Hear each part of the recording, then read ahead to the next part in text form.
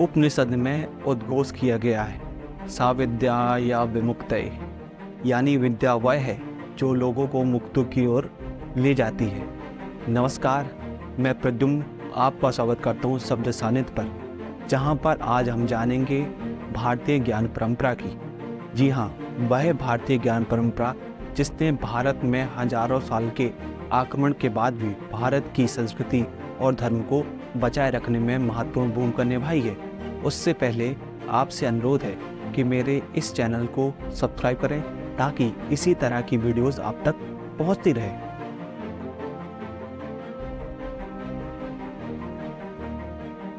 वैसे तो भारतीय ज्ञान परंपरा हमेशा से समृद्ध रही है, इसलिए इसका विस्तार भी बहुत व्यापक है। लेकिन हम सरल भाषा में समझने के लिए भारतीय ज्ञान परंपरा को दो भागों में विभाजित करेंगे, जिसमें से पहला भाग होगा धार्मिक और दूसरा भाग होगा तकनीकी। पहले भाग में हम वेद पुराण से लेकर जैन और बौद्ध धर्म के ज्ञान परंपरा को समझेंगे और दूसरे भाग में हम आयुर्वेद, खगोल आदि विषयों से संबंधित ज्ञान के बारे में चर्चा करेंगे। अब जानते हैं कि आज हम किन किन विषयों के बारे में जानने वाले हैं। इस वीडियो में आज हम वेदों के बारे में जानेंगे, ब्राह्मण ग्रंथ क्या होते हैं इसके बारे में जानेंगे, अरण्य क्या कहलाते हैं इसके बारे में जानेंगे, उपनिषदों के बारे में जानेंगे, वेदांत के बारे में जानेंगे, उपवेद के बारे में जानेंगे, खंड दर्शन के बारे में जानेंगे, महाकाव्य के बारे में जानेंगे, पुराण के बारे में जानेंगे और स्मृति ग्रंथों के बारे में भी जानेंगे। भारत के सबसे प्राचीन ग्रंथों में से एक वेद है। वेद की रचना श्री कृष्ण द्वैपायन वेद व्यास के द्वारा मानी जाती है। वेदों में 4 वेद आते हैं, ऋग्वेद, यजुर्वेद, सामवेद और अथर्ववेद। ऋग्वेद सबसे प्राचीन और अथर्ववेद को सबसे बाद का वेद माना जाता है। ऋग्वेद को पढ़ने वालों को ऊर्त कहा जाता था। ऋग्वेद में कुल 1028 सूक्त हैं और 10,462 ऋचाएँ हैं, जिनमें से सर्वाधिक ऋचाएँ इंद्र को समर्पित हैं, जिनकी संख्या 250 है। इसके बाद 200 ऋचाएँ अग्नि को समर्पित हैं। ऋग्वेद में कुल 10 मंडल हैं, जिनमें से पहला और 10वां मंडल सबसे बाद में जोड़ा गया और दूसरे से लेकर 7वें मंडल तक को गोत्र मंडल कहा जाता है, क्योंकि इनकी रचना किसी गोत्र से जुड़े ऋषियों ने करी थी। ऋग्वेद के तीसरे मंडल में विश्व प्रसिद्ध गायत्री मंत्र है, जिसकी रचना विश्वामित्र ने करी थी। ऋग्वेद के 10वें मंडल में चतुष्वर्ण समाज की कल्पना की गई है, जिसमें कहा गया है कि किसी विराट पुरुष के मुख से ब्राह्मणों का, भुजाओं से क्षत्रियों का, जांघों से वैश्यों का और चरणों से शूद्रों का जन्म हुआ है। इसके बाद आता है यजुर्वेद। यजुर्वेद के पढ़ने वालों को अध्वर्यु कहा जाता था। यजुर्वेद में हमें अनुष्ठानों से संबंधित प्रक्रियाओं के बारे में जानने को मिलता है। यजुर्वेद गद्य और पद्य दोनों में है। इसमें बलि विधि का उल्लेख मिलता है।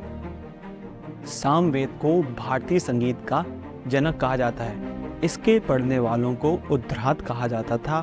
सामवेद में यज्ञ के समय गाए जाने वाली ऋचाओं का संकलन है। अथर्ववेद वेदों की श्रृंखला में सबसे बाद का वेद है। अथर्ववेद में हमें जन सामान्य के जीवन के बारे में पता चलता है और जादू टोना, टोटका और अंधविश्वास के बारे में जानकारी हमें अथर्ववेद से प्राप्त होती है। ऋग्वेद, यजुर्वेद और सामवेद को संयुक्त रूप से वेदत्रयी कहा जाता है और ऋग्वेद, यजुर्वेद, अथर्ववेद और सामवेद को संयुक्त रूप से संहिता कहा जाता है। आशा करता हूँ कि अभी तक जो हमने पढ़ा वो आपको समझ में आ रहा होगा, और अगर आपको समझ में आ रहा है तो अभी तक आपने अगर मेरा चैनल सब्सक्राइब नहीं किया और इस वीडियो को लाइक नहीं किया तो प्लीज़ सब्सक्राइब करें और लाइक करें। वेदों के बाद आते हैं ब्राह्मण ग्रंथ। आइए ब्राह्मण ग्रंथ होते क्या हैं इसे भी जानने का प्रयास करते हैं। कर्मकांडों और यज्ञों के विधान को भली भांति समझने के लिए ब्राह्मण ग्रंथों की रचना की गई थी। आइए अब जानते हैं वेद और उनके ब्राह्मण ग्रंथ। ऋग्वेद के अंतर्गत ऐतरेय ब्राह्मण, सांख्यायन ब्राह्मण, कौशितकी ब्राह्मण ग्रंथ आते हैं और यजुर्वेद के अंतर्गत शतपथ ब्राह्मण, तैत्तिरीय ब्राह्मण ग्रंथ आते हैं। सामवेद के अंतर्गत पंचविंश, तांडय, षड्विश, सामवेदान, वंश, मंत्र और जैमिनी ब्राह्मण ग्रंथ आते हैं और अथर्ववेद के अंतर्गत गोपथ ब्राह्मण ग्रंथ आता है। सप्त ब्राह्मण में स्त्री को पुरुष की अंदर अर्धांगिनी कहा गया है। ब्राह्मण ग्रंथों के बाद आते थे अरण्यक। अरण्यक का मतलब होता है जंगल, यानी कि ब्राह्मण ग्रंथों के वह भाग जो जंगल में जाकर पढ़े जाते थे उन्हें अरण्यक कहते थे। उपनिषद आते हैं अरण्य ग्रंथों के बाद। उपनिषद का मतलब होता है गुरुजनों के पास जाकर बैठना।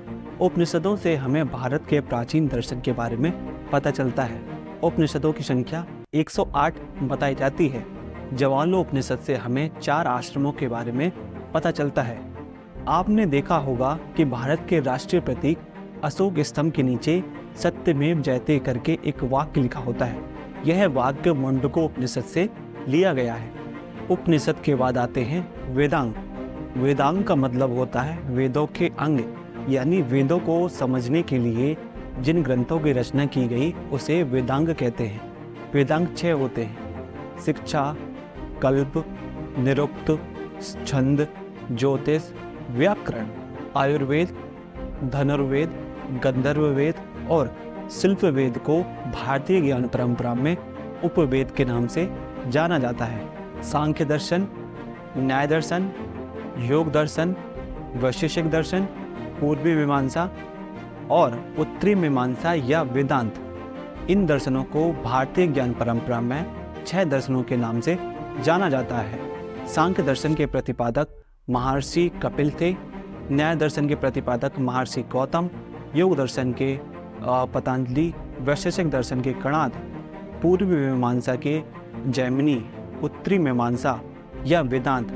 इस दर्शन का मूल ग्रंथ ब्रह्मसूत्र है, जिसके रचयिता महर्षि वदनारायण थे। इसके बाद आते हैं पुराण।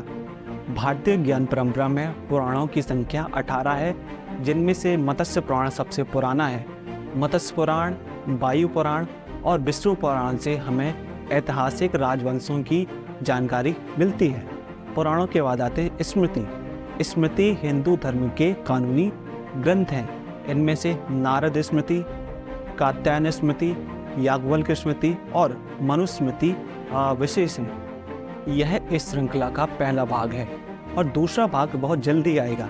अगर आप चाहते हैं कि मैं इस सब की PDF आप तक पहुंचाऊं तो नीचे कमेंट करके बताइए। तब तक आपसे एक और बार कहना चाहूँगा कि मेरे इस चैनल को लाइक करें, सब्सक्राइब करें, ताकि इसी तरह की रोचक वीडियोस आप तक पहुंचाता रहें। तब तक के लिए नमस्कार।